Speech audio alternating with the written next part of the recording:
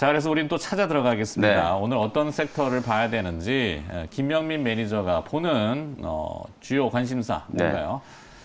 자, 저는 제가 극장 관련주. 네, 아바타 2로 또 네. 가는군요. 아니, 이제 컨텐츠 관련주를 이제 좀 폭넓게 말씀드리다가 저는 오늘 이제 좀 극장으로 논의를 좀 좁혀가지고. 보셨나요 혹시? 네, 아바타 2 저도 이제 보긴 봤거든요. 오. 되게 재밌어요. 재밌는데 사실 이제 좀 걱정했던 이 시간, 러닝 타임이 190분이 넘는 게 이게 네. 어찌 보면은 압도적인 이제 점유율은 이제 갖고 있지만 사실상 이제 영화를 한 개 반 보는 거나 마찬가지잖아요. 네. 그러니까 당연히 이제 상영 횟수도 어찌 보면 좀 줄어들 수밖에 없는 거라서 약간 이제 그 부분이 극장에 이제 이 아바타 2가 과연 이제 몇 개월 동안 걸려 있을까? 네. 그것과 이제 수익이 또 직결될 수밖에 없는 상황이라서 초반에 이제 전체적인 흥행 스코어는 약간 이제 시장 예상치에는 못 미치는 것 같아요. 우리나라에서는 뭐 5일 만에 지금 200만 명 넘겼고 어제 이제 일요일 기준으로 보면 268만 명 정도 이제 관람을 했다라고 하니까 나름대로 이제 좋은 스코어가 나오고 있는데 북미 특히 이제 미국이나 캐나다 지역에서는 예상했던 것보다는 조금 이제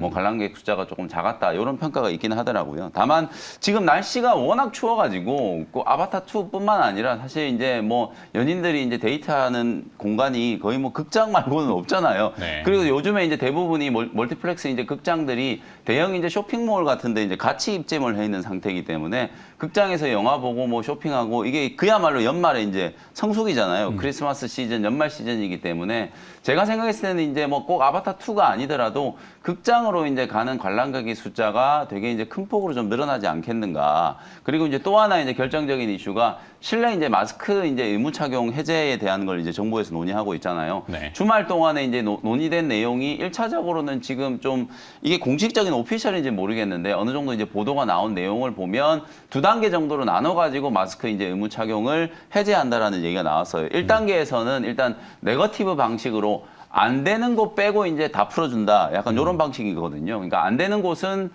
이제 그 공공교통을 이제 이용을 할 때, 우리 대중교통을 이용을 할 때 버스라든지 지하철은 일단은 마스크 좀 착용해야 된다. 그리고 이제 의료기관, 이제 요양병원이라든지 이런 이제 취약계층들이 많이 이제 방문을 하는 의료기관은 의무적으로 이제 마스크를 착용해야 되고 그 외에 나머지는 이제 풀어주겠다라는 거니까 극장에서도 이제 실내에서 마스크 이제 안 써도 된다는 얘기거든요. 네. 이제 그런 이제 논의들이 좀 진행이 되면 아무래도 이제 극장 관련된 이제 기업들이 또 리오프닝 혹은 마스크 착용 해제와 관련된 부분에 있어서도 약간의 이제 좀 수혜를 예상을 좀 해볼 수 있기 때문에 실제로 우리 시장에 이제 상장되어 있는 종목들 중에서 극장과 직접적으로 이제 관련이 있는 기업은 CJ, CGV 요거 이제 다들 알고 계실 거고 그 다음에 메가박스를 보유하고 있는 컨텐츠리 중앙도 극장 사업이 이제 주력이라고 보시면 될 것 같고 그 다음에 뉴라는 기업도 이제 멀티플렉스 상영관 물론 이제 전국적으로 10개 조금 못 되는 이제 상영관을 운영하긴 하지만 어쨌든 극장 사업을 하고 있거든요. 그래서 이런 기업들이 연말 연초에 나름대로 이제 좀 단기적인 관심을 좀 받지 않겠는가라는 생각에서 이제 저점 매수 의견을 좀 드려보도록 하는 거고요. 뭐 대장주는 CJ, CGV이기 때문에 뭐 탑픽 종목으로는 CJ, CGV 말씀 좀 드려보도록 하고요. 18,500원 매수 목표 가격은 한 22,000원 정도 단기관점으로 대응을 한번 해보시면 될 것 같습니다. 네. 자, 주말에 또 뭐 아바타 2 첫 주에 전 세계 이제 박스 오피스 그 집계하는 그 저기 레코드죠.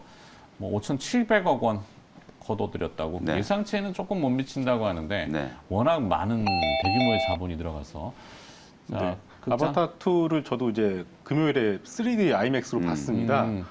저는 진짜 깜짝 놀랐어요. 뭐 제가 CG 뭐 다 CG 네. 얘기만 네, 어마어마해요. 영상미라고 하잖아요. 네. 그게 저는 이제 자리를 갖다가 좀 앞자리에 잡아서 이것 좀 불편하지 않을까라는 생각을 했는데 전혀 그런 느낌이 없이 그 영상미에 빠져들어서 3시간이 훌쩍 지나갔었던 그런 느낌인 것 같습니다. 네. 그걸 보면서 느낀 게 뭐냐면은 뭐 개인적인 편차는 다 있을 수 있습니다. 네. 네. 이 메타버스에 대해서 좀 한번 좀 생각이 들더라고요. 네. 결국 이게 3D라고 하지만 결국은 더 나아가면 이게 어떻게 보면 하나의 메타버스의 연장선 아니겠습니까? 그렇죠. 그러면은 뭐 일정의 관점을 보더라도 내년 CES에 대한 부분들도 있고요. 그래서 메타버스 관련주 역시 우리가 꾸준하게 내년에는 추적을 해봐야 되지 않나 이렇게 생각을 하고 있고요. 또 하나 이제 앞에서도 이제 콘텐츠 중앙도 말씀을 해주셨습니다. 네. 이제 콘텐츠 중앙을 더 첨언해드리게 되면은 이제 10월 말이죠. 그 디즈니 플러스에서 카지노 최민식 씨가 이제 네네네네. 처음으로 이제 주연을 하는 카지노 개봉을 하기 때문에 그런 측면에서 봤을 때도 콘텐츠 중앙 같은 종목들도 관심 있게 보셔도 좋을 것 같습니다. 네. 확장해서 컨텐츠 중앙, 그다음에 CG, CGV, CJ, CGV 뻔하다고 할 수도 있지만 일단 주가가 또 내려와 한번 눌렀기 있기 때문에 네. 타이밍, 시익성을 또 보는 거니까.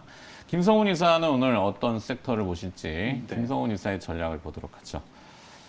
자, 김성훈 이사는 통신 쪽 이야기를 하시려는 것 같은데 5G? 네. 이제 6G 아닐까요? 네. 5G, 6G 이제 통합해서 통신 장비라고 이렇게 이해를 하시면 될 것 같습니다. 올 하반기부터 올 10월이죠. 10월부터 굴삭기 관련주들 그리고 여러 소위 이제 캐펙스 투자 관련주들이 바닥에서 급하게 올라오기 시작했습니다. 네. 그러면서 나왔었던 얘기가 내년 시장에는 소위 이제 B2G라고 하죠. 정부의 재정 지출에 수혜를 입을 수 있는 업종이 수혜가 될 것이다라는 어떤 그런 논리를 가지고서 굴삭기, 변압기, 송배전 관련 종목들이 강하게 올라왔습니다. 여기에 이제 추가로 5G, 6G 관련된 통신 장비까지도 추가가 되는 흐름인 것 같아요. 이 통신 장비들을 매매를 해보신 분들은 아시겠지만 2019년 이후로 3년간의 흐름을 보시게 되면 연말 연초에 이 수주에 대한 기대감으로 반짝 올랐다가 별로 안 나오네 해서 다시 내려가는 그런 어떤 흐름들이 반복이 되어 왔었습니다. 무슨 말이냐면은 실적에 대한 부분들이 증명이 되지 않았다는 것이죠. 근데 올해부터 내년까지는 좀 이러한 부분들이 바뀔 가능성이 있을 것 같습니다. 일단 첫 번째 근거는 미국 쪽이죠. 미국 통신사 쪽에서 캐펙스 투자가 지속이 되고 있는 상황입니다. 바이든 정부가 인프라 투자법을 통해서 고속 인터넷 보급 예산을 책정을 해놓은 상황이죠.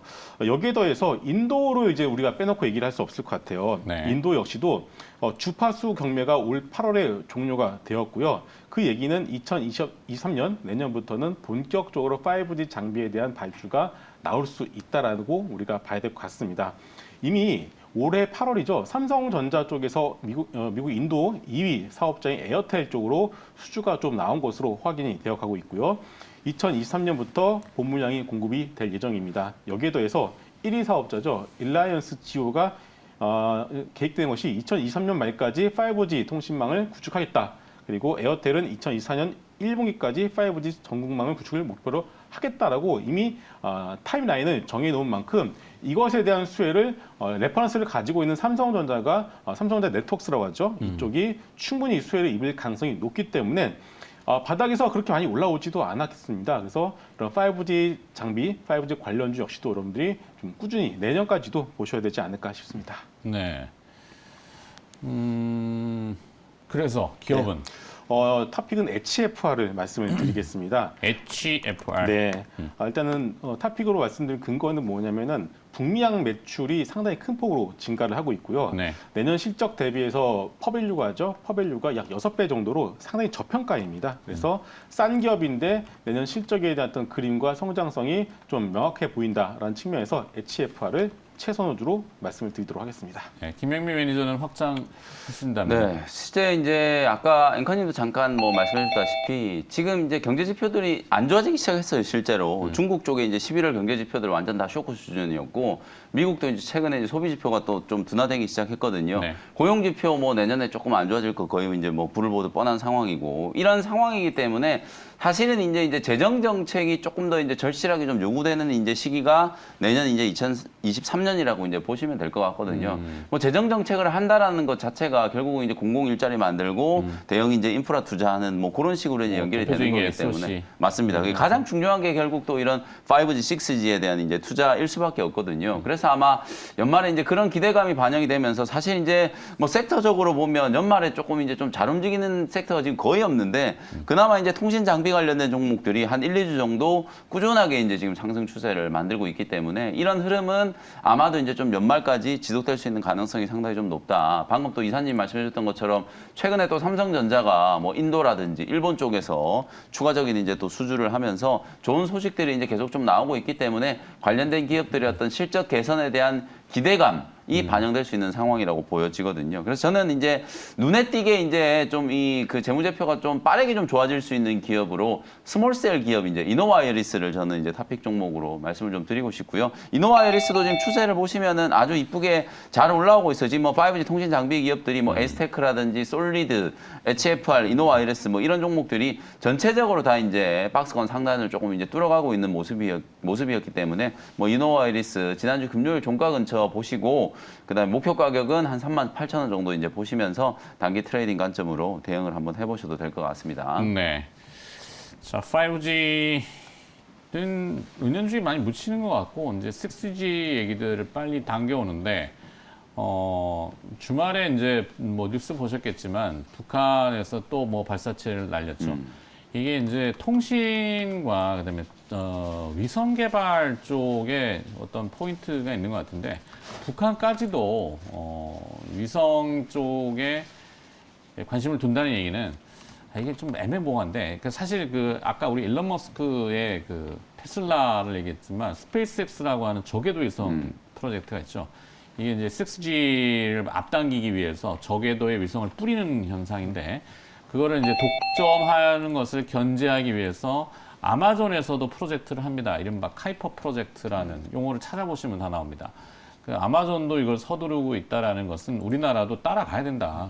우리도 뭐 우리 하늘을 다 줄 수는 없잖아요. 네. 북한이 그래서 쏘는 거예요. 거기도 자기네들도 뭐 프로텍팅이라 해서 보호를 해야 되기 때문에 이게 이제 그 카이퍼 프로젝트 같은 경우도 오지의 산간이나 뭐 이렇게 다 쏘는 통신이 연결되는 거죠.